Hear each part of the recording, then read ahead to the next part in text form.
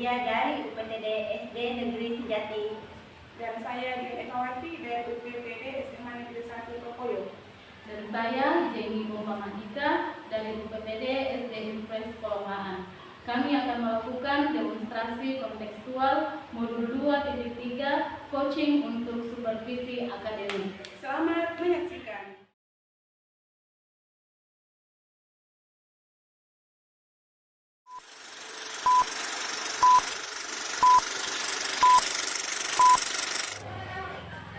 Assalamualaikum Ibu Julian. Waalaikumsalam Bu Jenny. Ya, bagaimana kabarnya Bu hari ini? Baik, cuaca yang agak semangat. Iya benar ya, memang cuaca hari ini tuh benar-benar panas. Iya. Ya, semangat kita pun semakin panas ya. Oke, ya. Jadi Bu Julia, kan nanti kita akan melakukan observasi ya. Jadi saya akan mengobservasi Bu Julia ketika melakukan coaching. Nah, langkah awal yang harus dilakukan itu adalah kita melakukan diskusi atau observasi ya yang saat ini kita lakukan.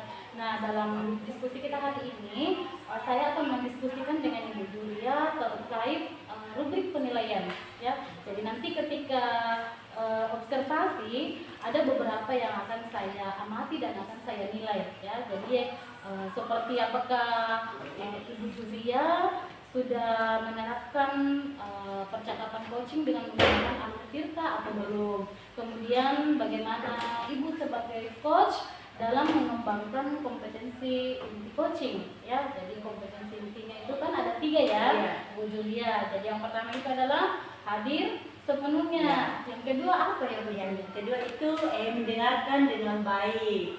Yang ketiga itu melakukan pertanyaan berbobot. Iya benar sekali ya. Nah kemudian yang penting juga untuk saya ingatkan ya Ibu Julia bahwa dalam proses coaching nantinya Ibu Julia juga perlu untuk memperhatikan tentang prinsip coaching.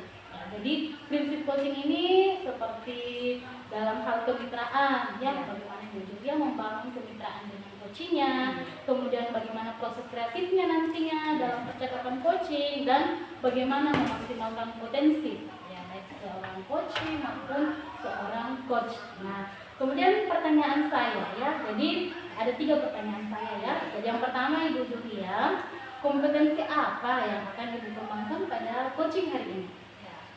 Seperti yang tadi Ibu sudah jelaskan, ada 3 kompetensi yang akan saya kembangkan. Yang pertama itu hadir sepenuhnya saat coaching. Yang kedua mendengarkan dengan baik. Yang ketiga itu melakukan atau memberikan pertanyaan-pertanyaan berbobot. Ya, baik ya. Nah kemudian pertanyaan saya yang kedua ya, kompetensi mana dari yang ketiga tadi ini yang Ibu Julia akan kembangkan secara lebih spesifik dan ingin diobservasi? Nah, mungkin ada 2 kompetensi yang akan saya kembangkan secara aktif. Yang pertama itu mendengarkan dengan baik. Ya, dimana saat kita menjadi coach, jika kita mendengarkan baik apa yang disampaikan oleh si coach ini akan merasa lebih dihargai. Dia pun akan menceritakan masalahnya secara bebas, secara luas, pokoknya secara terbuka begitu. Ya, yang kedua kompetensi yang akan saya kembangkan yaitu memberikan pertanyaan-pertanyaan berbobot kepada coach supaya dapat menggali apa saja masalahnya sehingga dia dapat menemukan nanti permasalahan solusi dari permasalahan ini. Oke, nah sekarang pertanyaan terakhir ya Bu Julia, apa indikator dan tujuan yang ingin dicapai pada coaching hari ini? Ya, indikator yang ingin saya capai dari tujuan ini si coachingnya ini dapat menemukan ide-ide atau langkah-langkah apa yang akan dia lakukan dari permasalahan tersebut. Dia dapat mencari solusi dari permasalahannya. Dia dapat mencari solusinya sendiri dari pertanyaan berbobot tadi. Dia dapat mencari solusinya sendiri. Mungkin begitu Bu. Oke, ya, luar biasa ya. Semoga nanti proses coachingnya bisa berjalan dengan baik. Jadi mungkin cukup sekian dulu ya percakapan observasi kita hari ini. Silakan Ibu Julia melakukan percakapan observasi bersama dengan coachingnya, dan nanti kita akan bertemu kembali ya untuk berdiskusi terkait observasi coaching yang sudah dilakukan. Oke, Oke, selamat siang Ibu Julia, terima kasih. Assalamualaikum warahmatullahi wabarakatuh, Bu Julia. Waalaikumsalam warahmatullahi wabarakatuh. Maaf Bu ya, ini walaupun tidak terlambat, tapi kayaknya Bu Julia lebih duluan datang ya daripada saya. Ya baik. Bagaimana kabarnya hari ini Bu? Alhamdulillah baik, baik sekali. Kalau dia? Ya alhamdulillah hari ini istimewa sekali karena hujan detik pada sore hari ini. Iya Bu, saya kemarin menelpon Bu Julia ya untuk ketemuan hari ini.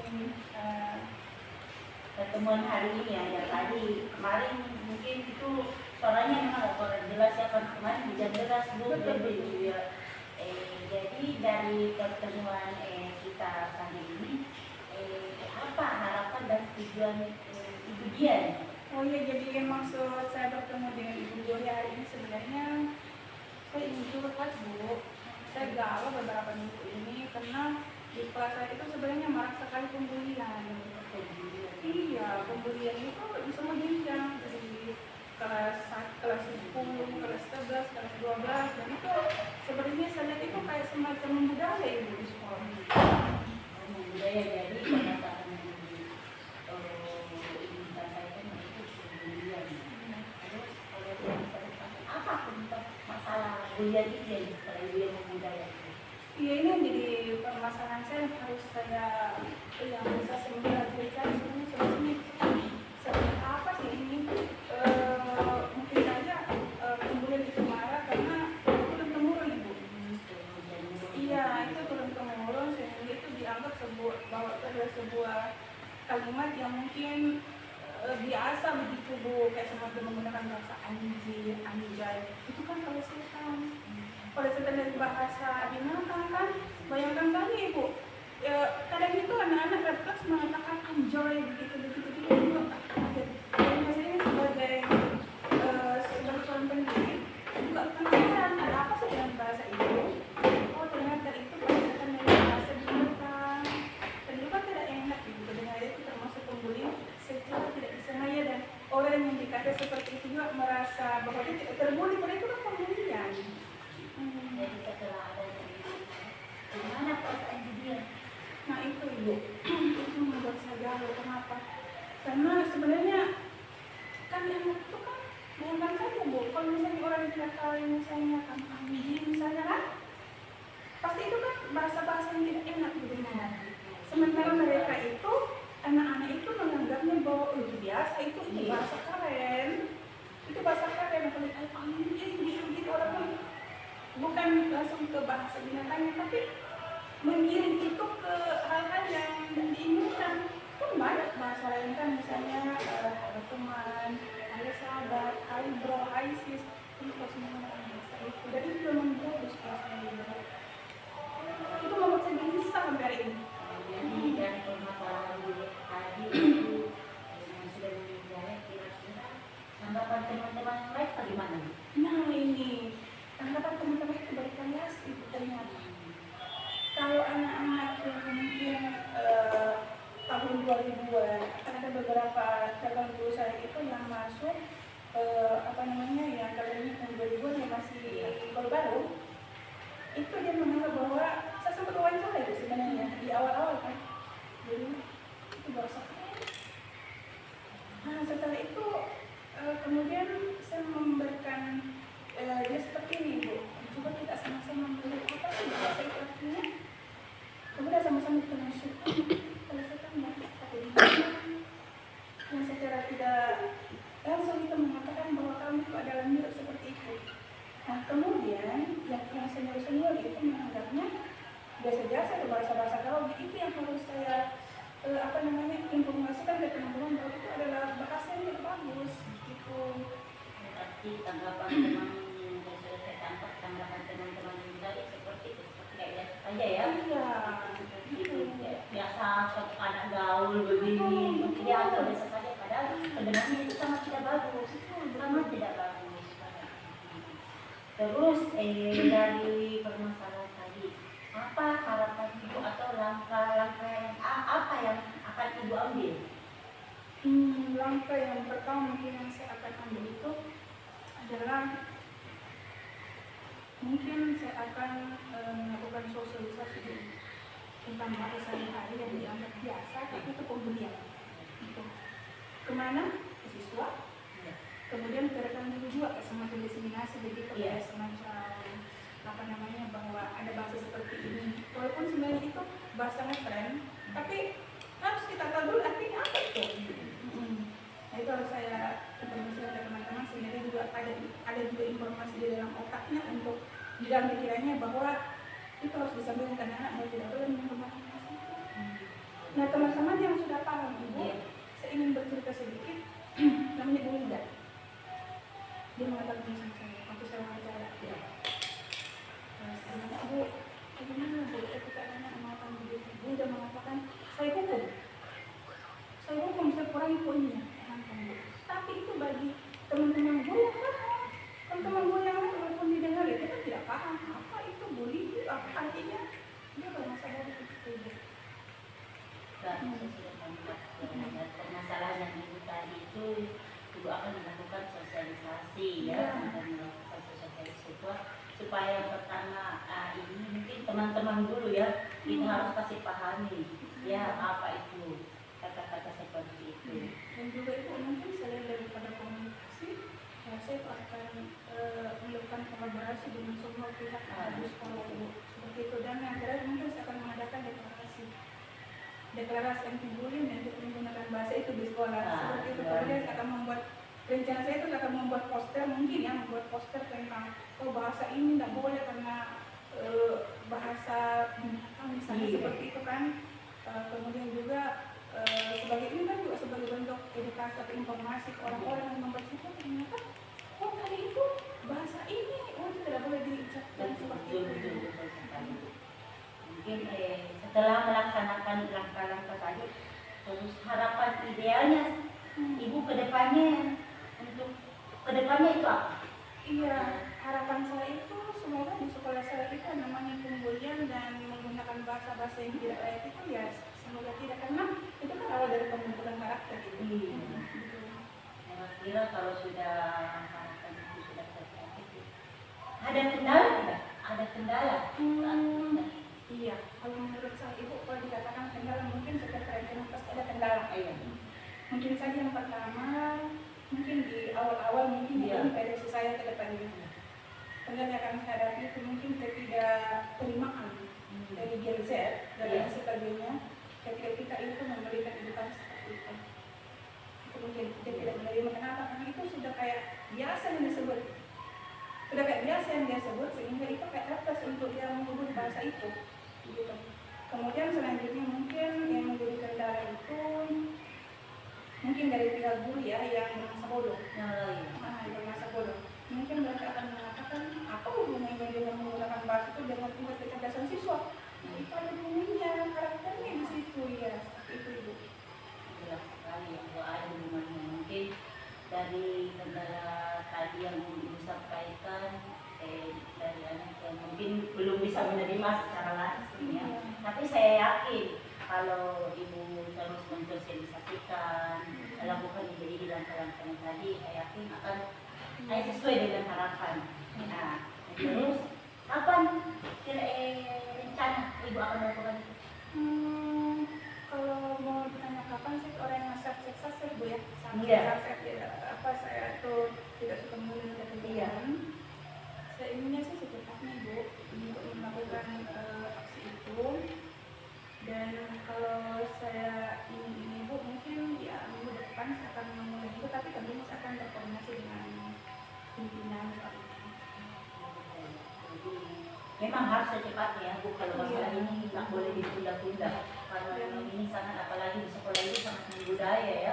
Di mana teman-teman juga yang lain agak cuek begitu ya Bu.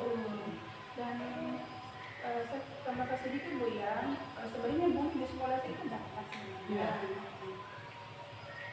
baik itu fisik atau mungkin ejekan dan sebagainya, tapi di akhir ini sebenarnya yang menjadi fokus perhatian saya di situ, titiknya di situ. Karena mungkin kalau yang lain itu berhubungan itu sudah bisa ditekan sedikit-sedikit, tapi kalau yang ini bahasa refleks itu agak susah itu Bu, itunya. Karena sudah mungkin sudah keseharian anak-anak. Iya, betul. Dan di luar sekolah itu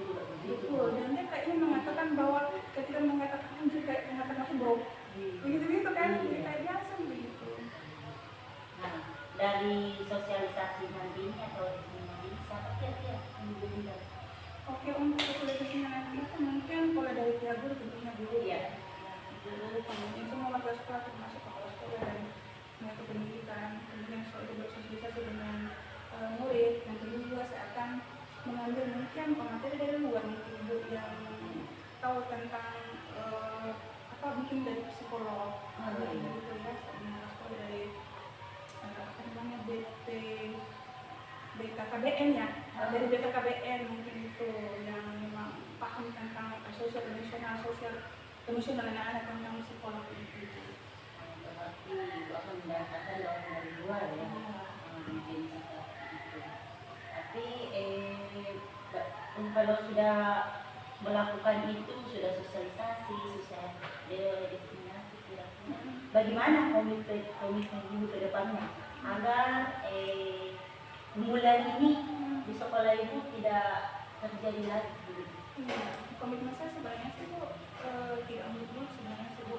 Ya namanya sebuah post itu pasti membutuhkan waktu yang relatif panjang ya. Apalagi kalau terkait untuk ranah ke psikisnya anak itu memang kita sebagai guru harus sabar. Tapi bagaimana cara kita konsisten dalam hal untuk penyampaian informasi yang baik itu. Dan tentunya kan dibarengi dengan poster atau kampanye termasuk deklarasi tadi Ibu. Di deklarasi itu dan menandatangani bahwa dia itu tidak akan menyatakan bahasa itu tidak yang kekerasan, tidak membuli dalam segala hal, kemudian tanda tangan dan kemudian menyatakan bahwa sepakat dilakukan hal itu. Ya semoga bisa berhasil itu. Luar biasa sekali mengenai budaya semoga tetap ya. Kira-kira mungkin setelah tadi diundang orang tua dalam komitmen kemudian siapa kira-kira dukungan apa saja yang ibu perlukan? Baik, dukungannya itu sangat banyak Ibu ya. Saya sangat butuh dukungan dari pengawas sekolah, kepala sekolah, dari semua guru, dari tenaga pendidikan, dari Pak Satpamnya, dari Pak BK-nya, dari pemuka agama, dari lingkungan sekitar, di sekitar sekolah dan juga untuk utamanya orang tua siswa. Saya sangat butuh dukungan dari mereka semua. Karena kalau saya hanya menjalankan sendiri itu tidak akan ini kalau tidak ada kolaborasi dari semua pihak Ibu. Iya, walaupun sebenarnya saya berkuat-kuat di sekolah, tapi kalau di rumah tidak diinikan juga ya sama saja mungkin hasilnya. Betul sekali yang Ibu Dian sampaikan tadi. Kita membutuh dukungan bukan cuma dari sekolah saja, tapi dari orang tua utamanya karena pendidikan utama anak itu ada di orang tuanya. Kita cuma bisa di sekolah bisa dibilang cuma berapa jam ya. Kalau memang kita terapkan di sekolah terus di rumahnya tetap begitu, mungkin hasilnya ya bisa tidak maksimal yang kita harapkan. Mungkin saya sangat apresiasi dengan semangatnya Bu Dian, memang luar biasa ya, semoga tercapai ya. Mungkin itu saja karena saya sudah lebih dari 15 menit. Saya masih ada keperluan lain. Saya sangat berterima kasih Bu karena keluh kesah yang selama ini saya pendam ternyata tulisnya seperti itu dan ternyata memang ada di saya sendiri. Artinya kan action di lapangan itu saya sendiri begitu. Dan terima kasih Bu karena sudah memberikan saya stimulus untuk membuka pikiran saya. Ternyata itu solusinya. Nanti kedepannya jika memang sudah terlaksana bisa kembali hubungi saya. Nanti di kedepannya bagaimana setelah Ibu lakukan sosialisasi itu.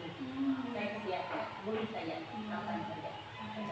Insya Allah saya akan menghubungi itu mungkin 1 atau 2 minggu ke depan untuk melihat hasil dari yang saya lakukan hari ini. Dan terima kasih untuk pertemuan itu.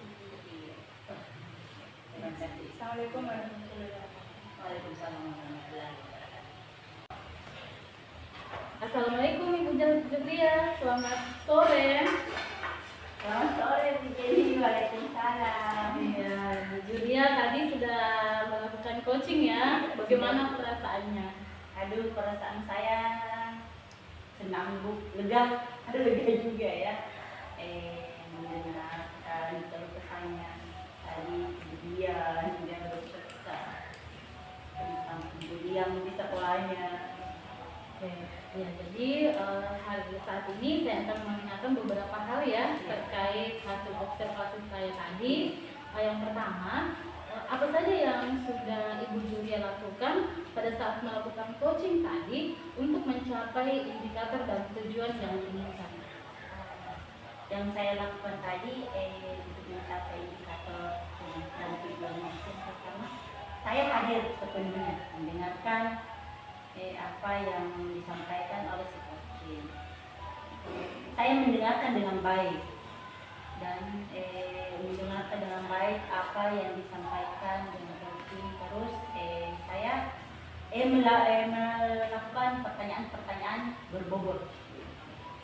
Iya, jadi benar ya yang disampaikan tadi Bu Julia. Dari hasil pengamatan saya juga tadi ada beberapa hal yang saya mau sampaikan kepada Bu Julia ya. Jadi ini hasil penilaian saya. Kan di awal kan tadi kita sudah membahas tentang rubrik penilaiannya, dan yang ingin saya sampaikan ini hasil pengamatan dan penilaian saya ya ketika Ibu Julia melakukan coaching tadi terhadap coachingnya, ya ini menjadi bahan refleksi ke depannya ya. Jadi secara keseluruhan Ibu Julia sudah melakukan proses coaching yang luar biasa ya, sudah memakai alur cerita tadi jelas sekali di awal-awal percakapan. Prinsip coachingnya pun sudah Ibu Julia terapkan ya, mulai membangun kemitraan yang baik dengan si coachingnya. Kemudian Ibu Julia juga tadi sudah menanyakan tujuan yang ingin dicapai oleh coach dalam proses coaching. Kemudian sudah mengidentifikasi lebih jauh apa permasalahan sebenarnya yang dihadapi oleh coachnya ini. Kemudian juga Bu Julia sudah mengajukan pertanyaan-pertanyaan yang berbobot untuk bisa menggali apa yang menjadi potensi si coach ini untuk bisa menyelesaikan masalahnya, sehingga akhirnya si coach bisa menemukan solusi, membuat rencana. Dan juga tadi luar biasa ya, Ibu Julia bisa memberikan pertanyaan yang membuat si coachnya ini bisa mengambil sebuah komitmen langkah ke depan yang akan diambil supaya rencananya ini bisa berjalan dengan baik. Ya, tapi di balik itu ada juga sedikit masukan saya untuk Ibu Julia ya, terkait ini kompetensi mengajukan pertanyaan berbobot. Secara keseluruhan pertanyaannya sudah berbobot, hanya ada mungkin 2 kali ya kalau saya ingat tadi, masih ada kata kira-kira yang sebenarnya itu sebisa mungkin dihindari ya dalam pertanyaan atau percakapan coaching. Tapi saya yakin nanti Bu Julia bisa ketika terus melakukan latihan percakapan coaching dengan rekan sejawat, pasti perlahan-lahan itu bisa ditinggalkan ya. Jadi pertanyaan terakhir saya ya untuk Bu Julia, kira-kira Bu Julia kedepannya ini kompetensi apa yang ingin Ibu Julia lebih kembangkan lagi terkait dengan hasil coaching kita hari ini? Mungkin yang ingin saya kembangkan untuk kedepannya lagi seperti tadi masukannya Ibu, yaitu pertanyaan berbobot. Pertanyaan berbobot karena memang tadi saya rasa sudah menggunakan kata-kata kira-kira atau mungkin itu lepas saja, dan seperti tadi mengalir saja. Mungkin itu yang akan saya lakukan, melakukan pertanyaan berbobot agar saya lebih baik dalam menggali atau mencari solusi, menggali pertanyaan-pertanyaan kepada si coaching tadi. Jadi semoga kedepannya kita berharap bersama-sama, semoga kedepannya bisa lebih mengembangkan kompetensi di coachingnya ya. Jadi lebih memahami lagi bagaimana alur cerita ya, karena dalam melakukan percakapan coaching keberhasilannya itu terletak pada si coachnya ya. Jadi semoga Bu Julia ke depan bisa lebih semangat lagi ya, kita berharap itu lebih maksimal ke depannya. Oke, baik Bu Julia, mungkin itu saja ya percakapan kita terkait observasi coaching yang sudah dilakukan. Terima kasih buat waktunya. Semoga Bu Julia